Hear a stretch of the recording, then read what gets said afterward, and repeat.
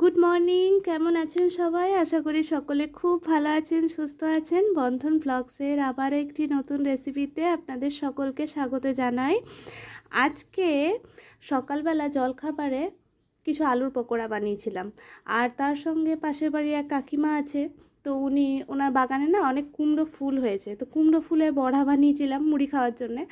তো 2-3টে কুমড়ো ফুলের বড়া আর কিছু আলুর পকোড়া থেকে গেছে।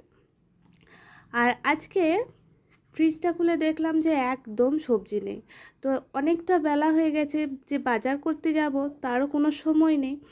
তো ভাবলাম যে এবার তো রান্না করতে হবে, কেননা সবার খাওয়ার সময় হয়ে যাচ্ছে। তো কি করি, তো একটু ডাল করে নিলাম আর একটু অল্প করে পোস্ত করেছি। আর তার সঙ্গে না একটু তরকারি না হলে ভালো লাগে না। তো দেখলাম যে বড়াগুলো আছে, সেই বড়াগুলো দিয়ে একটু ঝটপট তরকারি বানিয়ে ফেলি। তো সেই জন্য কিছুটা আলু কেটে আমি আগে লবণ দিয়ে সেদ্ধ করে নিয়েছি। আর এদিকে একটা ফ্রাইং প্যানের মধ্যে একটু তেল গরম করে 5 ফোড়ন, একটু আদা ঘষে নিলাম আর একটু টমেটো দিয়ে ভালোভাবে নেড়েচেড়ে একটু ভাজা ভাজা করে নিচ্ছি। এবার আমরা যে রেগুলার মশলাগুলো ইউজ করি, জিরে গুঁড়ো, ধনে গুঁড়ো, হলুদ গুঁড়ো, সেগুলো সব দেব। তো তার আগে একটু সেদ্ধ আলুর জলটা একটু এর মধ্যে দিয়ে দিলাম, কেননা মশলাগুলো তো গুঁড়ো, নইলে ওগুলো দিলেই তেলের মধ্যে এগুলো সঙ্গে সঙ্গে পুড়ে যাবে। তো সেই জন্য ওই গুঁড়ো মশলাগুলো দেওয়ার আগে একটু গরম জলটা দিয়ে দিলাম। এবার ওই মশলাগুলো দিয়ে আর লবণ দিয়ে ভালোভাবে কষিয়ে নেব। আর আমি ততক্ষণ একটু কষিয়ে নিই। আর আপনাদেরকে সেই কথাটা মনে করিয়ে দিই, যেটা আপনারা রোজ ভুলে যান, যে ভিডিওটি ভালো লেগে থাকলে লাইক, কমেন্ট এবং শেয়ার করবেন। আর চ্যানেলে নতুন হয়ে থাকলে অবশ্যই চ্যানেলটি সাবস্ক্রাইব করে দিন।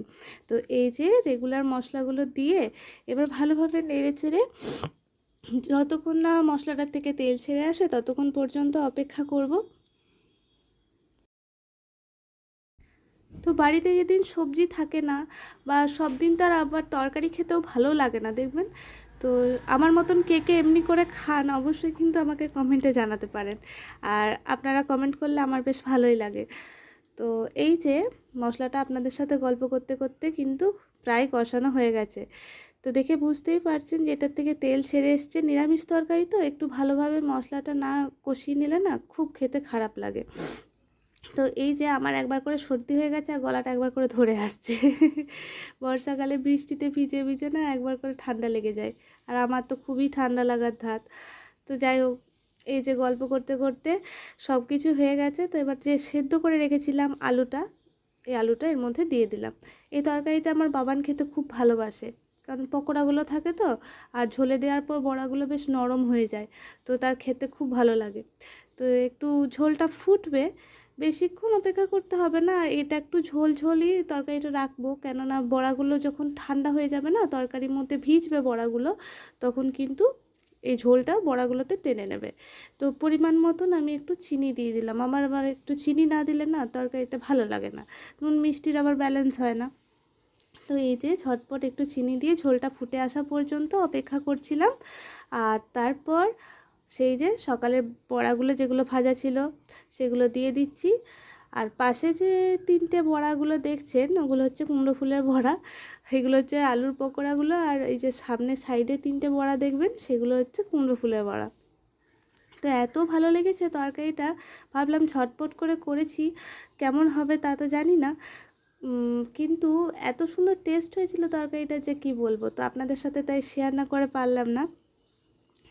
খুবই একটা অর্ডিনারি সিম্পল রেসিপি, কিন্তু এটার স্বাদ কিন্তু খুব অসাধারণ। আর যেদিন আপনাদের খুব তাড়াতাড়ি থাকবে, বা রান্নার উপকরণের জোগাড় থাকবে না বাড়িতে, সেদিন কিন্তু এরকম করে খেতেই পারেন।